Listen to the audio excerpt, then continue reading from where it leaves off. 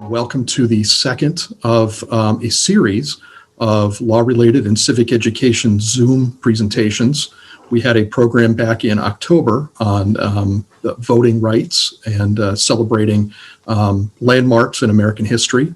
Today's program is a conversation about the rule of law and particularly the role of the judiciary. My name is John Wheeler. I work here for the Iowa State Bar Association. I run their Center for Law and Civic Education program. But at this point, I'm going to go ahead and hand the program over to the Iowa State Bar Association President, Jerry Schnurr, who's joining us, I believe, from his office in Fort Dodge. Jerry? Thanks, John. Yep, I'm here in Fort Dodge. As John said, I'm a lawyer here in Fort Dodge. I'm a sole practitioner, which means I'm the only lawyer in my office. I have 2.5 secretaries or assistants that work with me, 2 full-time and 1 part-time, and I couldn't do what I do without them, and they're invaluable. I'm going to introduce our participants to the panel today. We are very fortunate today with us to have 2 heavy hitters, I think, with in the law. We have the Chief Justice of the Iowa Supreme Court, Chief Justice Susan Christensen, and we have retired federal United States District Court Judge Mark Bennett. Chief Justice Christensen was born and raised in Harlan, Iowa. Harlan's a town of about 5,000 people in southwest Iowa. After high school, she attended secretarial school and actually worked for a while as a secretary in law offices. She later earned her bachelor's degree from Judson College. She obtained her law degree then from Creighton University in Omaha School of Law, and she practiced law in Harlan for 16 years before she became a district associate court, where she presided mainly over child welfare and juvenile delinquency cases. 8 years later, she was appointed to the Iowa State District Court and became a district court judge here in Iowa, where she presided over all levels of criminal and civil cases in state court. In 2018, she was appointed to the Iowa Supreme Court by the governor and is currently serving as the Chief Justice of the Iowa Supreme Court. Judge Bennett was a United States District Court judge for 24 years in the Northern District of Iowa. He retired March 2nd, 2019 to accept the first director of the Drake University Law School's Institute for Justice Reform and Innovation. From 1991 to 1994, he was a U.S. magistrate judge in the Southern District of Iowa. He was in private practice in Des Moines, Iowa, from 1975 to 1991. He started his own law firm after graduating from Drake University Law School in 1975. He practiced law for 16 and a half years, primarily as a civil rights and criminal defense lawyer, appearing in more than 30 federal district courts, several of the courts of appeals of the United States, and the United States Supreme Court. He argued his first case in the Supreme Court less than 4 years out of law school. He had 3 more cases in the Supreme Court before he was 32. He's taught at the University of Iowa College of Law, Drake University College of Law, the University of Hawaii, William S. Richardson School of Law, the University of Nebraska College of Law, and the University of Florida Levin College of Law. He's also on the faculty of the National Center for State Courts. He has authored 28 law review articles in the past 10 years, including 2 on white-collar federal sentencing, 5 on aspects of implicit bias, including an empirical study of state and federal judicial sentencing, and several others on federal issues intersecting law and cognitive psychology. He was a founding member of the National Implicit Bias Network. He's been involved in educating more than 4,500 state and federal trial and appellate judges from Alaska to Florida and Maine to Hawaii on implicit bias, and many more lawyers and court staff. He was the first judge in the nation to discuss both implicit bias with the potential jurors and to give a written instruction on implicit bias. He's authored numerous other articles, most often about judging and trial lawyers. He's a co-author of a book on employment law and has spoken at more than 525 CLE programs in 41 states and several foreign countries. He sat as a judge by designation in district courts in Arizona, Idaho, Florida, North Dakota, North Mariana Islands, as well as the 8th and 9th Circuit Courts of Appeal. We're very pleased and proud to have Chief Justice Christensen and Mark Bennett, Chief and retired Judge Bennett, with us today, and we look forward to their comments.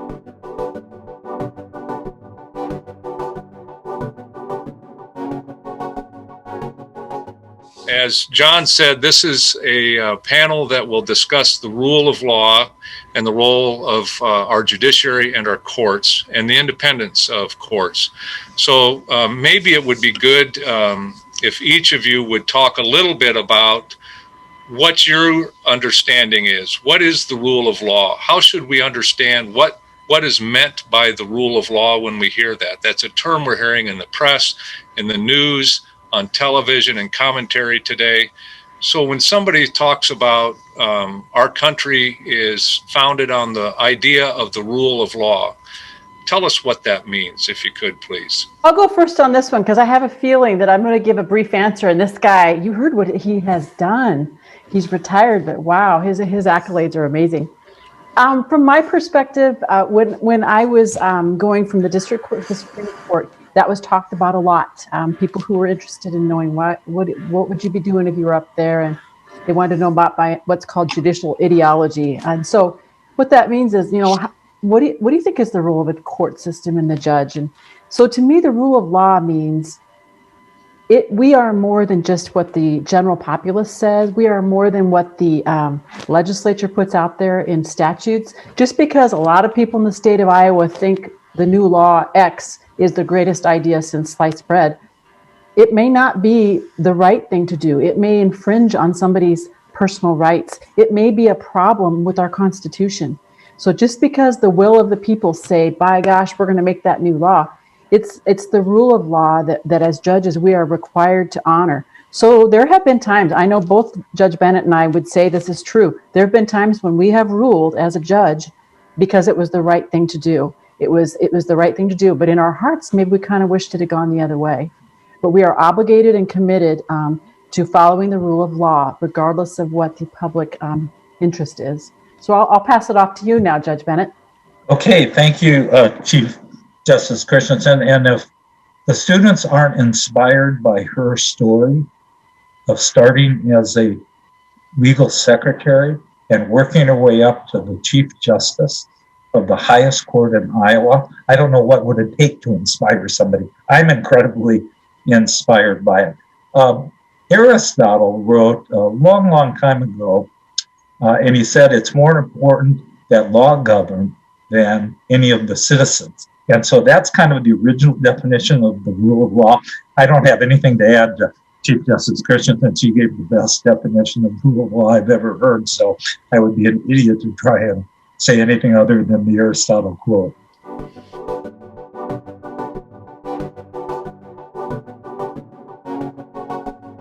What do you think the role of the court is in the rule of law? In our system, we have three branches of government in the state and federal constitution. We have the executive, the legislative, and the judiciary. And so if you could comment, what is the role of the court? And when we hear this term, another term that we're hearing a lot about lately is independence of the court, judicial independence. Comment about that, talk about that, so we have a better understanding of what is meant by that and in our system.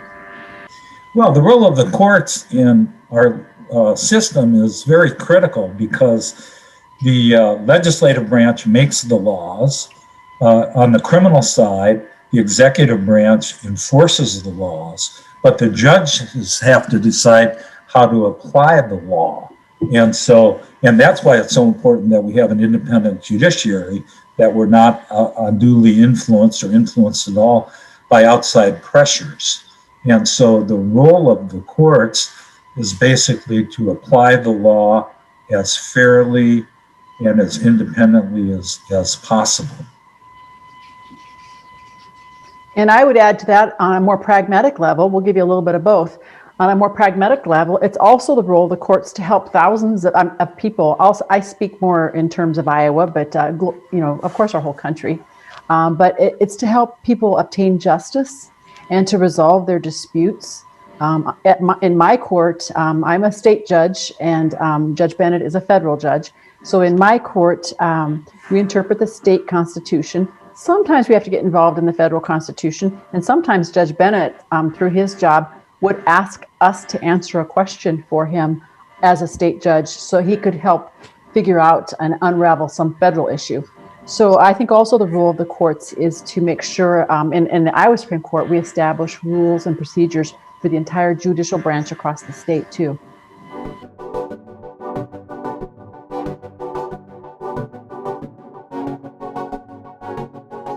You've both mentioned how you make decisions, and the legislature passes laws and legislation.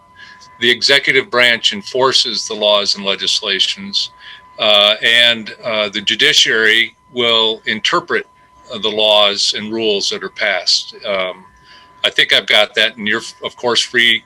You're the judges. You correct me. I'm just the lawyer. So when the legislature, and I don't know if it's different from a federal or state perspective, but Judge Bennett, as a federal judge, dealt mainly with federal law passed by Congress in Washington, D.C.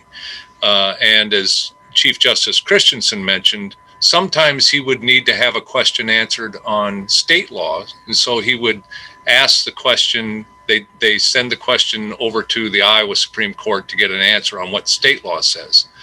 But if you're looking at legislation, what do you measure that against? Let's say a piece of legislation passes the legislature. It's wildly popular. Everybody's in favor of it. How does the rule of law come into play if that is challenged by an individual or some group in federal court or state court? How do you make that decision? After all, it's the people's representatives that passed this law, and the people wanted this, apparently. Why may it not pass? Why may it be declared unconstitutional? How do you measure whether it is or isn't? What do you do? What's your process you go through, and then what's your measuring stick? Why don't you start with that one, and I'm going to piggyback off of you, Judge Bennett.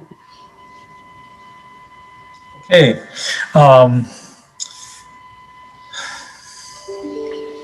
Just because a law is popular, and just because a majority or even a huge majority of the citizens like the law, or because it passed the legislation by near unanimity, virtually unanimous, doesn't mean that it's constitutional. And that's part of the judicial independence that we've talked about, and the role of the courts as an equal branch of government. So when you're presented with a state or federal constitutional issue, the judge has to look at if there's any history behind the legislation, and look at precedent, either from the Iowa Supreme Court or the United States Supreme Court, or both, and then make our best judgment, free from any outside influence, as to whether we think the law is constitutional or not, setting aside our own personal feeling.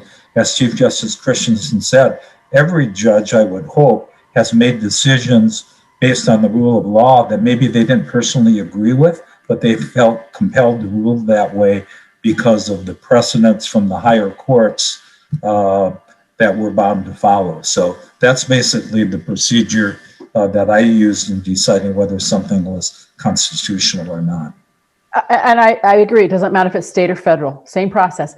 Something that I would add on to that is, unlike the legislature, which they unabashedly and are supposed to be listening to their constituents, that is their job, or they probably won't be voted back in office again if they continue to do only what they want and don't listen to the public. Unlike them, we can't do that. And although, let's say that wildly popular idea that ends up becoming a statute, let's say everybody except apparently the court thinks it's a great idea, and we determine that we think it's unconstitutional. We're very aware of that. We are, just because we aren't influenced by the public or don't interact or tell people what's going on behind the scenes, doesn't mean we are tone deaf. We're very aware of it. And I want to make a little side note here. Federal judges, when they're appointed, when they're Article 3 judges, they don't have to worry about that public perception or outcry. They're appointed for more or less for life, and they're not going to lose their job over it. I mean, you have to do a pretty horrific thing to lose your federal job. Unlike a state court, we have what's called a merit system. We're up for retention every so often, every few years. And in spite of that, knowing that technically there could be a bunch of people that don't like my decision, doesn't matter. I have to fly straight. And I think what's important to know is, although all those people might be upset with the decision we make that was wildly popular, if the roles were reversed, if they were on the other side of that issue, isn't that what they want? An independent judiciary who's not going to be influenced by money or politics to make the right decision.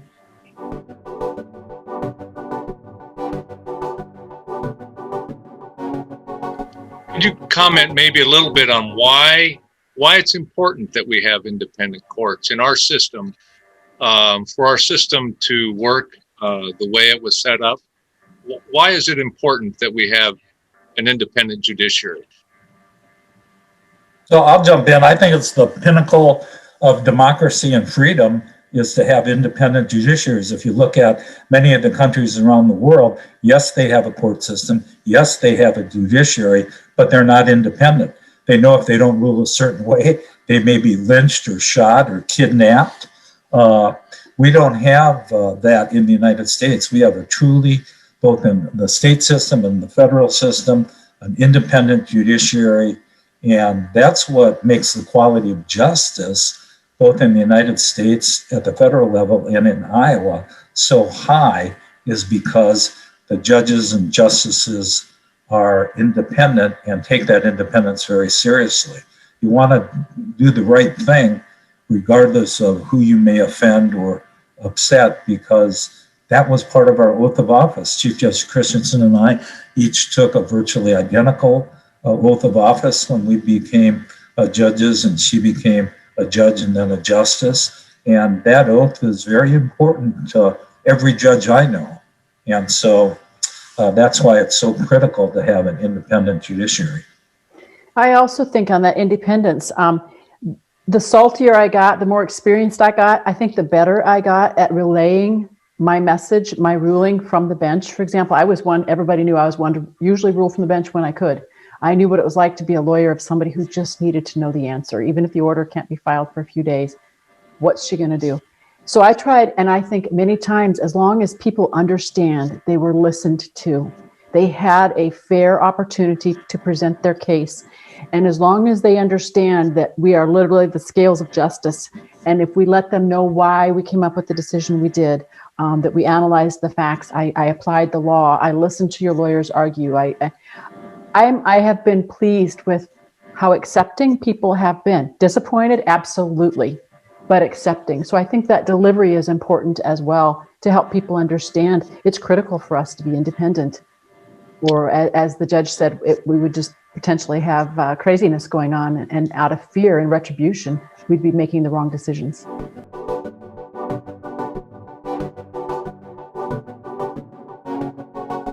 I wanted to talk a little bit about another term that we've heard is jurisdiction. And we hear that from time to time.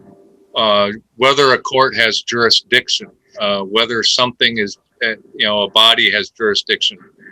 Maybe talk about it from the federal perspective, and then Chief Justice Christensen from the state perspective. And we're talking about, explain to us what is meant by that term, and then how that plays a role in the court's work and what comes before the court and how the decision-making takes place then. Well, jurisdiction is very important in both state court and federal court. But as a federal district court judge, I had an obligation in every case to ensure that the court had jurisdiction, because under the Constitution, we're a court of limited jurisdiction, which means we only have the jurisdiction that Congress gives us. And so the two major types of jurisdiction on civil cases in federal court are what are called federal questions. So if a case arises under a federal law, we have jurisdiction. And what's called diversity of citizenship.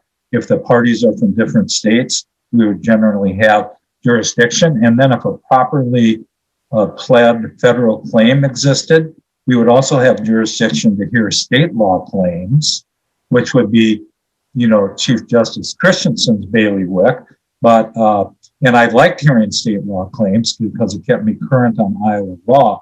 But if it was very unsettled, while I had the right to decide the issue myself, I thought it was much better to send it to the Iowa Supreme Court so that we would get a ruling on Iowa law that was being applied by me in federal court by the Iowa Supreme Court, because there used to be 9, now there are 7 justices, and they're the ones that ought to be interpreting unresolved questions of state law. And then they send me a very detailed ruling, and then I apply that ruling in my case. But we had an obligation in every case to determine that we had jurisdiction. Before you comment, Chief Justice, that you made a very interesting point, I think, Judge Bennett, where if you have a question of state law as part of your federal case and you're not clear of the answer, you felt uncomfortable making that decision, and rather than the federal court making a decision, you relied on the decision from the state court. Why is that important? Well, to me, it was important because they deal with state law every day in their job. They're the experts on state law, and there are 7 of them. So I would have much more confidence in a ruling by 7 justices from the Iowa Supreme Court than in any ruling that I would come up with, even though I would work very hard to get the correct ruling. I just felt it was more appropriate. I know federal judges that never ask the state court what state law is. They just figure, well, I'm a federal judge, I can do what I want. And you can, but it's a question of, should you do that? Where's the better court to make that decision? And getting back to the jurisdiction, it just means that we have the power to decide a case, that it's properly within our court. That's probably a good way to explain jurisdiction. Thank you. Chief Justice Christensen, if you'd talk about the idea of jurisdiction and your experience all the way from maybe at the time you practiced. That's what I was thinking of. Until Chief Justice. Well, even as a lawyer, I live on a border state, and I actually went to a Nebraska college. I intentionally never took Nebraska bar exam. I only wanted to practice in Iowa. So I dealt with it on a very regular basis as a lawyer too. So maybe somebody lives in my hometown and the spouse lives right across the river and they want to get divorced. Which state applies? Well, it depends. Who's filing? How long have you lived here? That's called jurisdiction. And if somebody would file wrongly in Iowa, for example, and you get all the way to the trial or maybe even appeal, jurisdiction is always relevant, always. There's not like a window of opportunity you have to bring it up. Like some things die on the vine if you don't bring them up. Jurisdiction is always, always absolutely 100% critical. If you don't have it, you have no power to do anything. Even if you've already done something, you have to stop.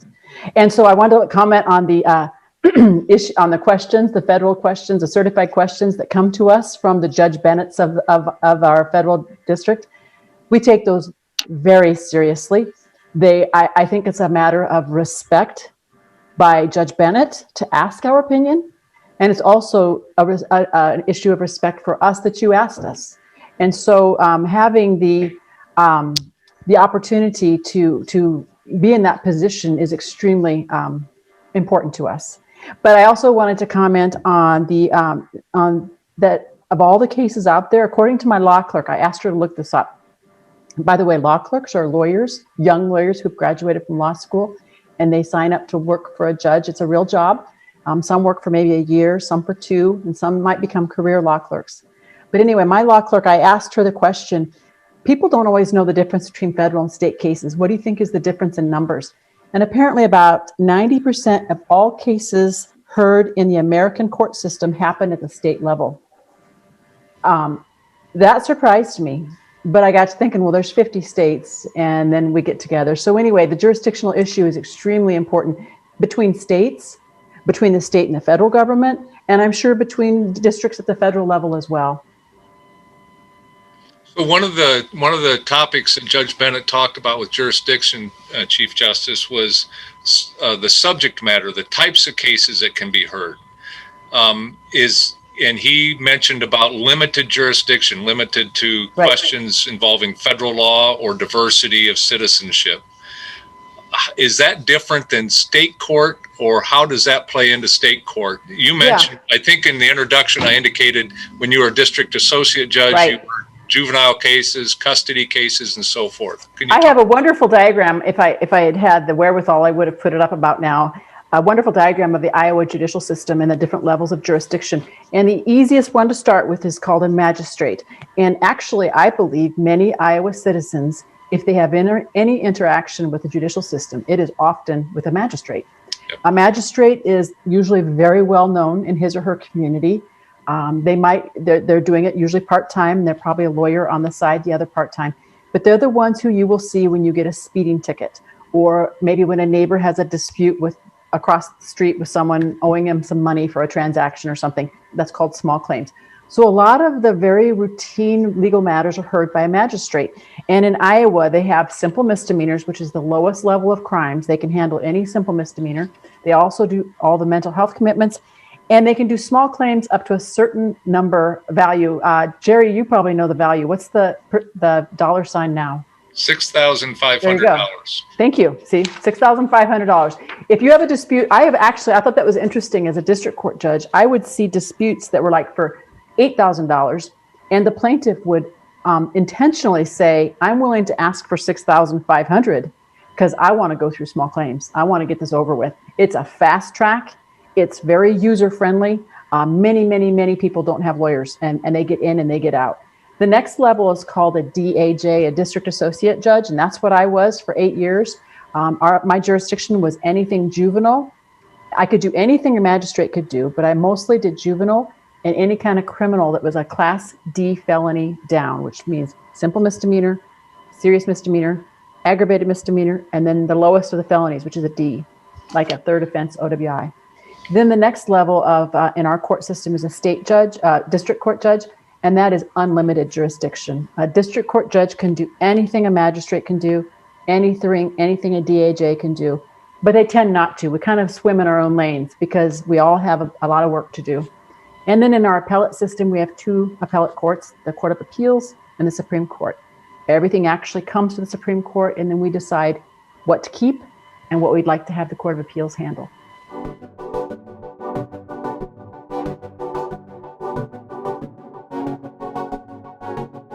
Can you talk a little bit about, you mentioned clerks, and so I'd like to have you talk about your staffs, the people you work with in the court on your day-to-day job as a judge. But talk about the selection process for each of you. I want Judge Bennett to start on that one, because I'll bet you he has quite a stable of clerks he's had over the many years.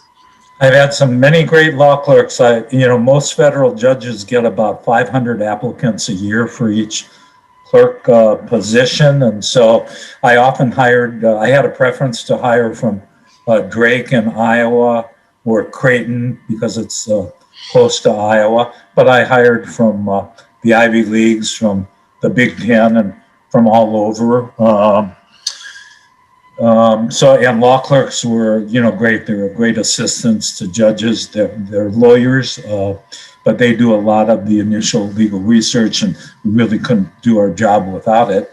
I was very lucky that my secretary also had a law degree. She was a Creighton law grad, and she didn't really practice law, but she was able to draft short rulings and get things out very quickly. And we tried to work very quickly because, like Chief Justice Christensen, justice delayed is a justice denied.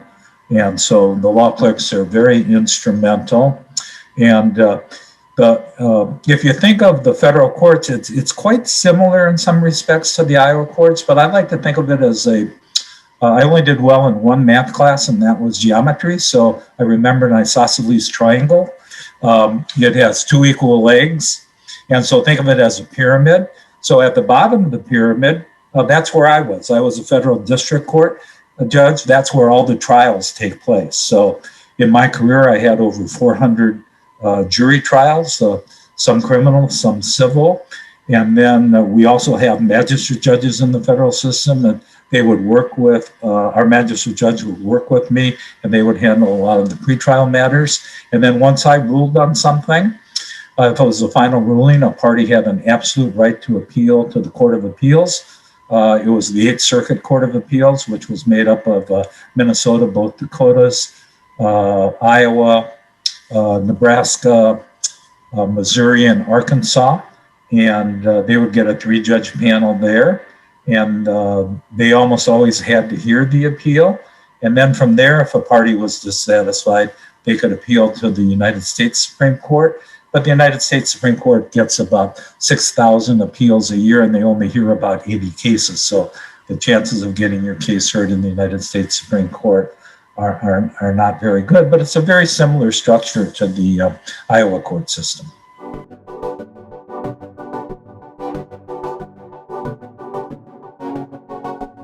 Could you talk a little bit about how you were selected? What was the process, Judge Bennett?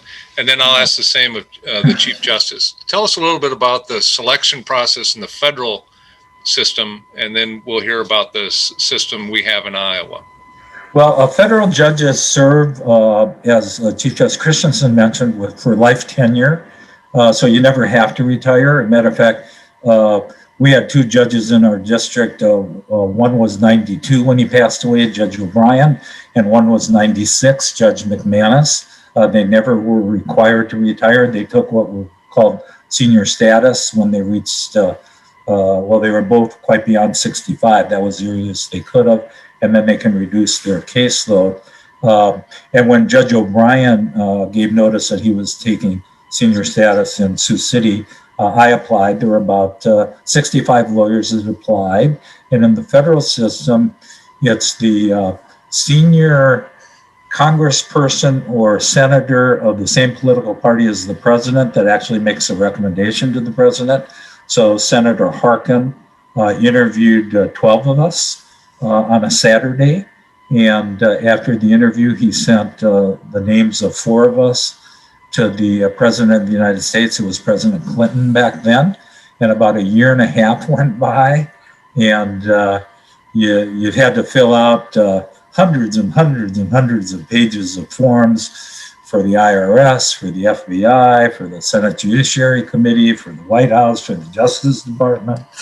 And then it's a long, arduous process. And then about a year and 3 months into it, 2 of us were invited to interview at the Justice Department. And our interview was supposed to be with the Attorney General of the United States, but she had an emergency. So I interviewed with 7 Justice Department officials. And then many more months went by. And all of a sudden I got a call one day from Senator Harkin. I wasn't politically active, and it's kind of a political process. As a matter of fact, I had never met Senator Harkin until he interviewed me. And I got a call from Senator Harkin, and I was traveling, but I called him back, and he said, "Mark, I just want you to know that the president nominated you earlier today." And I was in such shock that I said, "But Senator Harkin, you're talking to Mark Bennett. I think it must be one of the others that got nominated." And he said, "No, it's you." And I said, "Are you sure?" He said, "What do you mean, am I sure?" "Of course I'm sure." And then after I was nominated, I had to go to Washington and have a confirmation hearing in front of the United States Senate Judiciary Committee, just like a justice on somebody being appointed to the United States Supreme Court. The process is the same. It's not nearly as well known, or you don't have all the attention. And I was saved by my 3-year-old daughter. So I was sitting at a table in front of the Senate Judiciary Committee, and I got asked a question, and my daughter broke loose from my wife and ran up. And I picked her up and sat her on my knee. And the tough question stopped. And there was only one more question by a United States Senator. I'll never forget it. Senator Carol Moseley Braun was the first African-American female senator in the United States Senate. She was from Illinois. And she leaned over the bench, and I had introduced my family. And she said, "Sarah Bennett, are you proud of your daddy?" And my daughter's very shy, and she had her head down, and she had pigtails. And I was thinking, come through for me, come through for me. And she nodded her head like that, and her pigtails were flying in the air. The Des Moines Register got a picture of it. And so I tell my daughter, I wouldn't have become a federal judge without her nodding her head like that. And then the Senate Judiciary Committee, I was unanimously affirmed by the Senate Judiciary Committee, and then sent to the full Senate, unanimously confirmed by the United States Senate. And then the president signed my commission on September 4th, 1994. I became a United States District Court judge. I could have served my entire life, but I decided to retire because I love working with students, and the opportunity to teach at Drake was just a phenomenal opportunity for me. So that's my story. Thank you, Judge. Chief Justice Christensen, could you comment a little bit about the selection process and then the clerks you work with at maybe at the various levels, even in the state court? Sure. Well, first of all, I enjoyed hearing that. I have never heard Judge Bennett's story about that. And it's funny how we all remember, probably remember, exactly where you were when you got the call. I think we all do. When you're a lawyer at a state level, you apply when there's an opening. You don't get to just plain, we don't have the luxury of picking when to become a judge. You become a judge when a judge dies or retires, and that's about it. In Iowa, though, you can pretty much predict when there are going to be openings because we have mandatory retirement age at 72. And as long as you can figure out the age of some of your local judges, you can figure out when they must step down. So I started applying for judgeships when I was probably too young of a lawyer, but I knew I wanted to be a judge. So I have been told no way more than I've been told yes. But I learned each and every time that I was told no, and then I would go back in. I never did not apply. Whenever there was an opening, I applied. Sometimes I got out of commission. More often, especially at the beginning, I did not. Our commissions are made up of, at the district level, 5 non-lawyers that are appointed by the governor, 5 lawyers, and then the most senior judge in your district is the chair. Those 11 people interview all the applicants, and they come up with 2 names to send to the governor. And then the governor makes an appointment and chooses which one of the 2 will be the district judge. As a Supreme Court justice, similar but more scary process, way more people to meet, and you try to personally meet with all these commissioners. And they weren't just people from Southwest Iowa, which is where I live. They were all across the state. And when you live in the corner of the state, to go meet everybody else is a haul for everyone. And I'd always pretend like, oh, sure, no problem. I can be in Fort Dodge in a couple hours. And then I'd have to make it work. Anyway, I would meet with, I think it was 7 non-lawyers, 7 lawyers, and then the most senior judge on the Supreme Court. They've changed that format since I went through, but I'm telling you what it was like when I went through. And then, so I was nominated. When you're in appellate court in Iowa, there's 3 names that come out of commission. I was one of the 3 back in 2018, and we went to the governor, and then she called, and I was the one that was chosen. I wanted to back up to when I became a district judge, something that reminded me of Judge Bennett when he thought they were mistaken. Surely you meant somebody else. Governor Branstad appointed me to the district court. And when he called me to become a district judge, I'd already been a juvenile judge for 8 years, but I got the call from Governor Branstad, and he told me it was me. And I remember, of course, you're excited to talk to the governor, but I so wanted to hang up and call my family. You don't want to be rude, but I also really, really want to tell some people because I want to scream from the mountaintop right now, but I'm trying to pretend like this is cool. So anyway, we hung up. I made my obligatory calls. I called my dad, my husband, my kids, everybody. I was screaming from the mountaintops. And my phone rang again. It was my cell phone. And I looked at the number and it looked familiar. They weren't in my contacts, but I think it was that same 515 number that had just called me. I swore it looked like the governor's number. So I answered it very cautiously. I said, hello. And I could tell from his voice it was Governor Branstad again. And he goes, hello. And I said, Governor Branstad? Yes. I said, this is Susie Christensen. Did you make a mistake? I mean, I thought, why are you calling me back? I've already told everybody. He butt dialed me. It was a butt dial. And that was the best conversation. We talked probably 10 minutes and I was more relaxed. I was more receiving of what he had to say. I honestly don't even remember what he said the first phone call, other than I got the job, because I just wanted to hang up and scream and tell my family. But the second phone call was way more relaxing.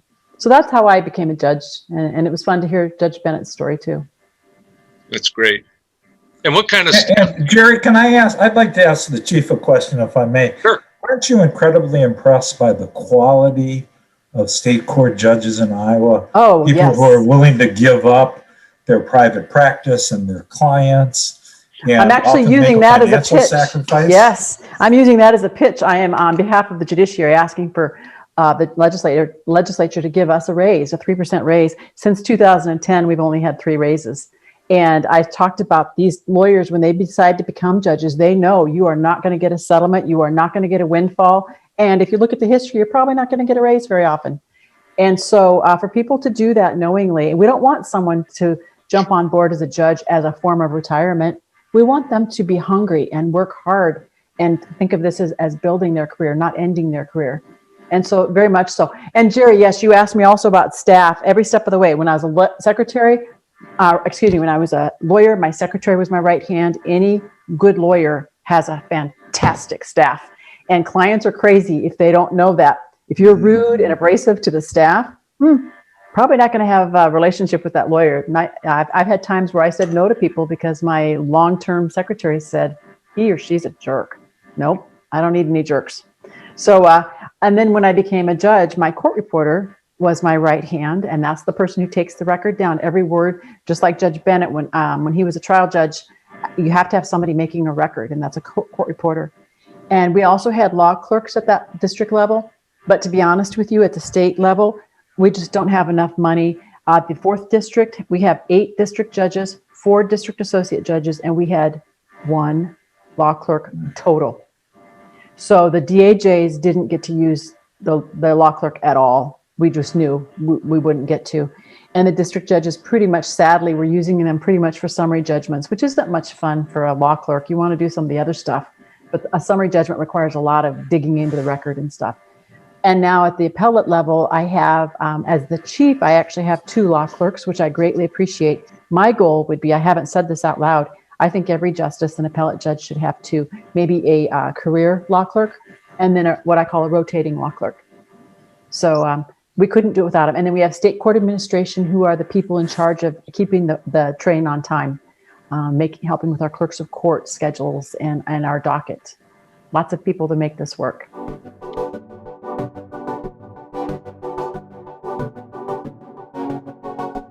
Can you talk a little bit? You both have had experience in trials. Judge Bennett has spent most of his career in the trial level, but Chief Justice Christensen has too. And could you talk a little bit about trials, a typical, what happens in a typical trial, and who the players are, who's involved, the lawyers, the judge, the court reporter, the jurors, the witnesses? Just comment a little bit about those, the roles they play, the roles they fulfill in a typical trial. I'll go first because I have a feeling Judge Bennett's recitation is going to be extremely broad and rich. When I was a lawyer, as a prosecutor in particular, when I would have jury trials, not once did I ever have a jury trial, and I have more than I can remember. I should have kept track of the number. I wished I had, but never once did I not go back to the jurors and ask them, hey, we're all done with this. How can I become a better lawyer? Is there something that you really liked, something you didn't like? And I honestly believe what I heard from those people made me a better lawyer, more so than a lot of other opportunities I had, like in law school or whatever it may be.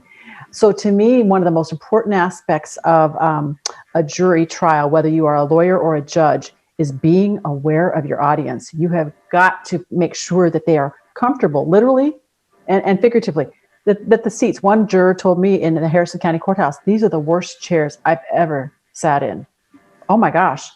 One of the clerks was very handy. She ended up making handmade 12 cushions for our chairs for the next trial. Who'd have thought? Nobody ever asked, are you comfortable, for example. So anyway, and as a district judge, I was always very conscientious of making sure people were comfortable, giving comfort breaks every so often.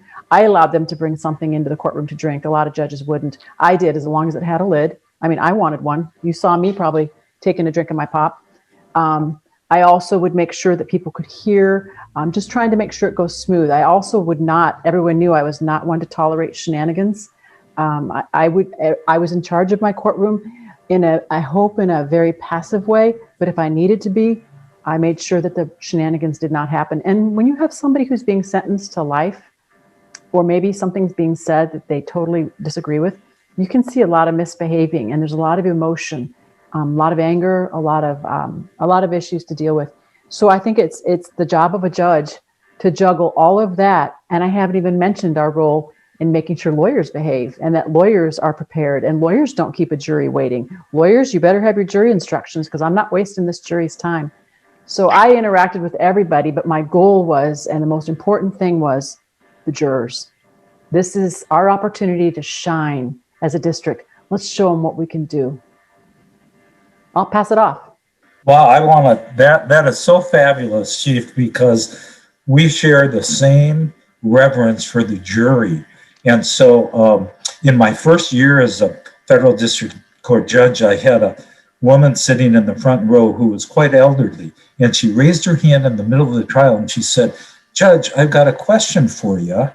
I didn't exactly know what to do, but I said, "Well, what is it?" She goes, "How come you have something to drink, the lawyers have something to drink, the witnesses have something to drink, but we don't have anything to drink?" And I said, "That's a great question. You're not going to like my answer because it's always been done that way, but I'll tell you what, we're going to change that. So from now on, you can bring in." So I actually went out and had cup holders installed in the courtroom so that the jurors could bring beverages in. And so I just revered the jury. Everything I did was aimed at making jurors an ambassador for our court system. So it was so interesting that you mentioned that you went back and talked to jurors because you wanted to improve your craft. From the very first day I started as a judge, I designed a jury questionnaire, and I would tell the jurors about it in jury selection. I would say, at the end of the trial, after you've reached a verdict, I'm going to give you a questionnaire to take home. You can fill it out, and you get to evaluate me as a trial judge, and you get to evaluate the lawyers. And so I did that in every single trial. And then when we got those questionnaires back, we would send the responses for each lawyer to the lawyer so that they could see what the jurors said about them. And I think it helped empower the jurors. And I also did something, I waited till about the middle of my career to empower jurors, but I was always opposed to jurors being able to ask questions. But I was speaking at a group down in Texas, and I was having lunch with a bunch of Texas state trial court judges, and they said, "We've had questioning of witnesses for years." So I tried it, and I really liked it. And jurors asked great questions. And to me, they paid more careful attention, knowing that they could ask questions. And I think of the hundreds, if not thousands, of questions that jurors were able to ask witnesses, I think only one was objected to. And I hate to say this, but half the time their questions were as good or better than the questions that the lawyers asked. And I always gave the lawyers an opportunity to object to the questions, but I call them up the sidebar.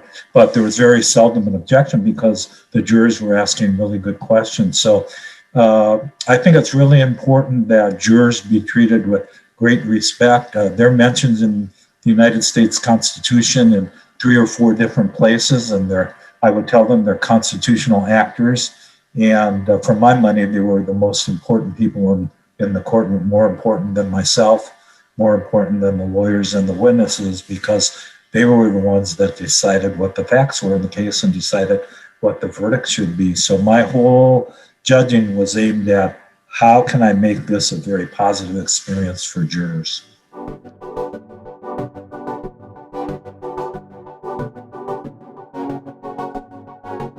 You both have talked about the importance of the jury and the jurors, and the role of the jury in the rule of law and the independence of the judiciary is important. But we have, the jury is made up of people from the community, or in the federal court from the district, which takes up a larger area. In the state court, it's from the county where the court is. But it's people from the community. And so how does the jury know what to decide, what to consider? I think you give the court gets instructions based upon the case that's before it. And it doesn't, talk about how the court does not really get to choose the issues before it, but that's framed by the way the case comes to the court.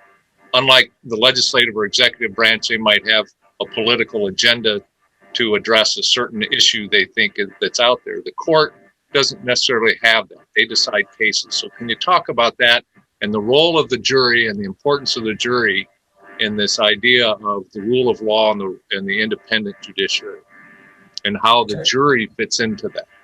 May I jump in, Chief? Thank you.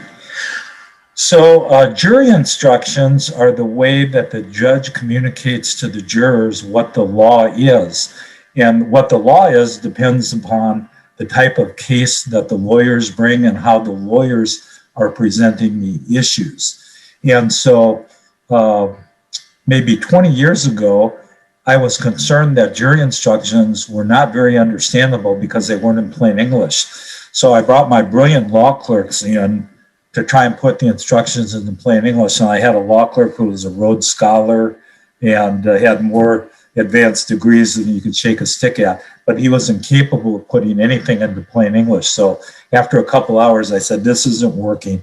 And I talked to our clerk of court, and we went out and literally hired former jurors, and we brought them into the courthouse on consecutive Saturdays to redraft our jury instructions into plain English.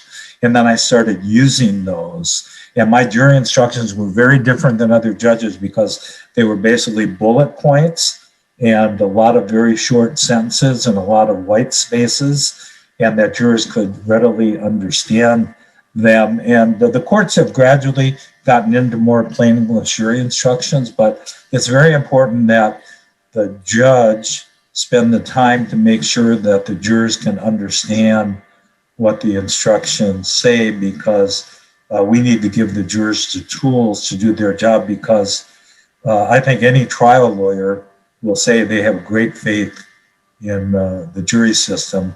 I have much more faith in the jury system today than I did when I started out from law school. I just think jurors almost always reach the right decision. The judgment of a jury is almost always going to be better than that of a single judge. And we also have the power to set aside a jury verdict if we think it's against the greater weight of the evidence, but that's a power that's seldom used because the jurors reach the right result almost all of the time, in my view. I think I have a question of you on Yes. that. Did you ever exert that power? Yes. And I'll tell you something. When I did it 4 times, and I wrote a letter to each of the jurors, including a copy of my ruling, and explaining that while I had great respect for the work that they did, and I knew they did their very best, there were legal issues that kind of were unanticipated that, the parties raised after the trial, and I felt compelled to set aside the verdict, but it wasn't because of anything that the jurors did.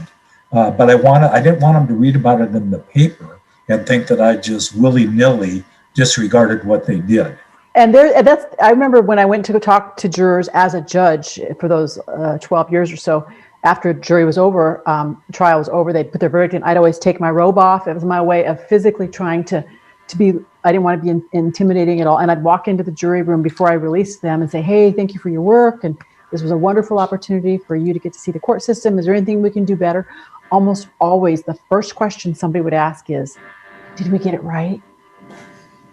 And I'm like, yeah, of course you did. I mean, that is your job. Whatever decision you made is right. I never was faced with a situation in my few years where I felt like I needed to undo it. That had to have been a very difficult decision.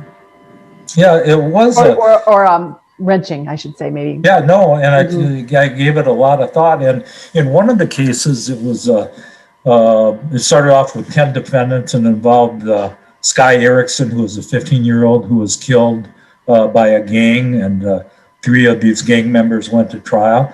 And I just didn't think the evidence was sufficient against one of the defendants. And so I took quite a while. It was a month-long trial, 10,000 pages of transcript. I reread it. I eventually set it aside, and I was excoriated in the community, which ties into the independence of the I was just going to say, we kind of have ended where we started. The rule of law, it's kind of like that wildly popular statute. Here you have 12 people who said, this is what should happen. And you're going to say, I don't think so. That's People hard. came up to me on the street that I didn't know and say, you're Judge Bennett, aren't you? I said, yes. why did you set aside that verdict? I can't believe you did that. And, you know, a 15-year-old was killed. And I said, so you don't agree with my verdict? And they'd say, no, not at all. I said, well, I really appreciated the fact that you got a copy of the 10,000-page transcript and read it before you shared your opinion with me, being a little bit sarcastic. And then I explained that, you know, jurors almost always get it right, but we have the power to set it aside. It's rarely used. And I said, I'll be glad to, if you give me your name and address, I'll be glad to send you a copy of the opinion. But, you know, that just ties back to judges have to do what they think is the right thing, whether it's going to be popular or not popular. I want to thank Chief Justice Christensen for your time today. Thank you, Judge Bennett, also for your time. I really appreciate your work here today and your input for the students. I want to thank all the students for signing in and taking part of this. I echo the comments by Chief Justice Christensen and Judge Bennett. The law is a great calling. Whether you are a legal assistant, a secretary, a lawyer, or Chief Justice of the Iowa Supreme Court, it's a great calling, and you have a great life where you get to help a lot of people and make a real difference in people's lives. Thank you, everybody.